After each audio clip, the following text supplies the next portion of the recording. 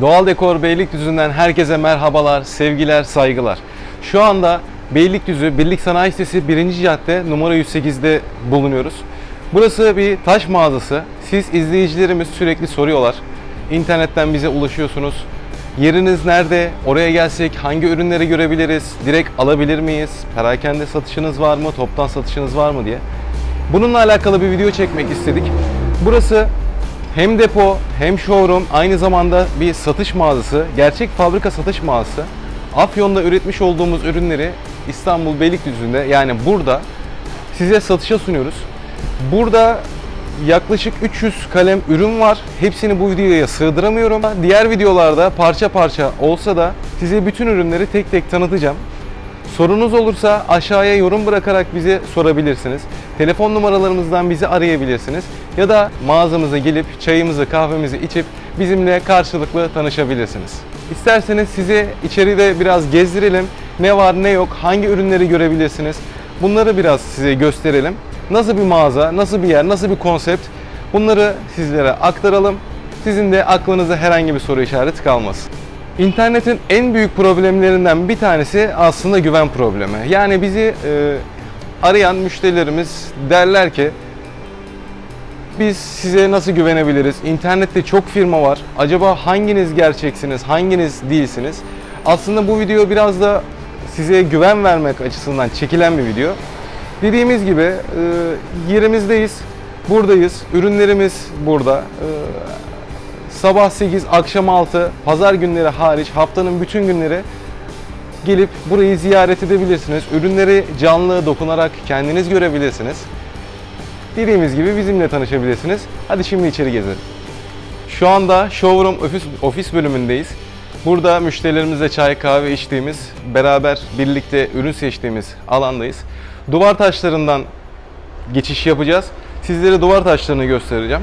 Arkamda görmüş olduğunuz taşlar dekoratif tuğla görünümlü gerçek doğal taştır.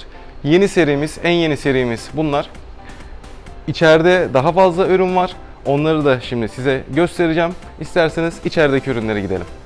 Şu anda ofisin içerisinde taş seçimlerini beraber yaptığımız alandayız. Lafı daha fazla uzatmadan size diğer taş modellerini gösterip dışarıya çıkmak istiyorum.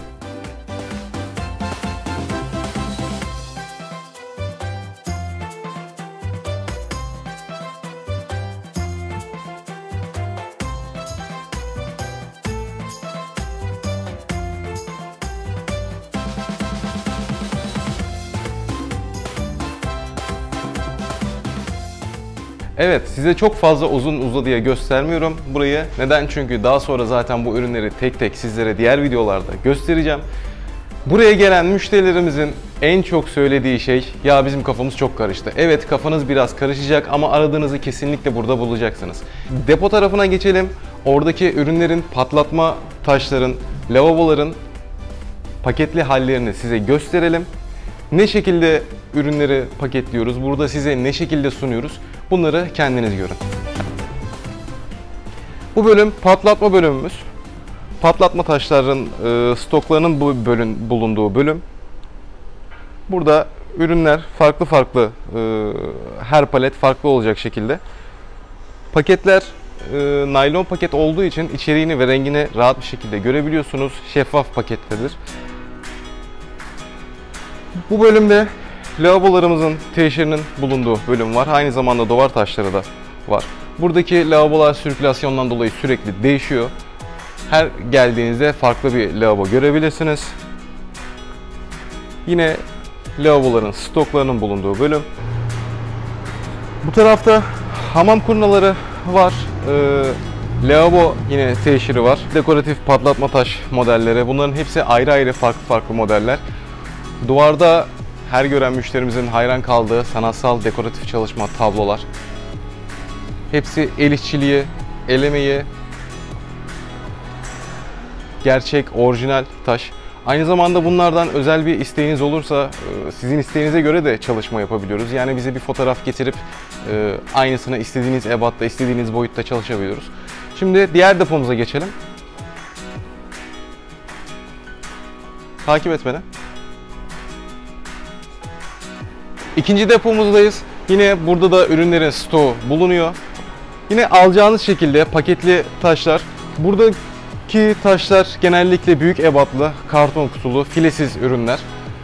Filesiz ürünler bizde yine karton kutulu ve shrink paketlidir. Yani açık dağınık bir şekilde değildir. Burada büyük 5-10 taşları görebilirsiniz. Yine bizim paketleme alanımız da burası. Şehir dışına gönderdiğimiz ürünleri tekrardan burada paketliyoruz, ambalajlıyoruz. Daha sağlam bir şekilde size ulaştırmak için. Hemen içeri girmeden önce önünde bulunan profilleri gösterelim. Bu bölümde profiller var. Dekoratif çıtadır, detay elemanları, pencere kenarlarında, duvar kenarlarında kullanabileceğiniz çok fazla çeşidi ve stoğu mevcut. Bunları burada görebilirsiniz.